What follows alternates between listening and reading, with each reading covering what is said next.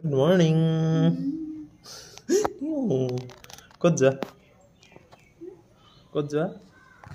বজাৰ। আজি মানে মোৰ লগৰ এজনৰ ঘৰতে অন্নপ্ৰাশন এটা আছে।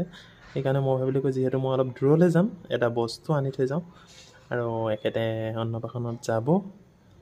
মই ভাবিছোঁ কি এখেতৰ লগতে ৰাতিপুৱা এতিয়া 9টা বাজিছে, পটককৈ ওচৰৰ পৰা এটা বস্তু আনি থৈ যাওঁ। ৰাতি যাম গোটেইখিনি।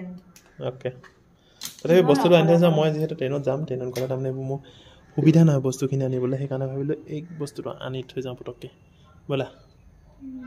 আৰু আমাৰ বেটা স্কুলৰ পৰা আহিলে। সেইফালে নাযাবা, নাযাবা। আৰু মই তাক আনিলোঁ স্কুলৰ পৰা। এতিয়া আমাৰ দেহাই গেট খুলিবা নে গেট? সেয়া আমাৰ অনুভূতি গেট খুলিব পৰা হৈ গ'ল। বেটাক যিটো স্কুলৰ পৰা আনিলে সি কাপোৰ খুলি দিলে গোটেই ভুঁইয়াত, আৰু এতিয়া মই চিজিল কৰিব লাগিব। আৰু এতিয়া মই তেন্তে কামবোৰ কৰি লওঁ। চাইকেলখন বহুত লেতেৰা হৈছে, নকৰিবা দেই।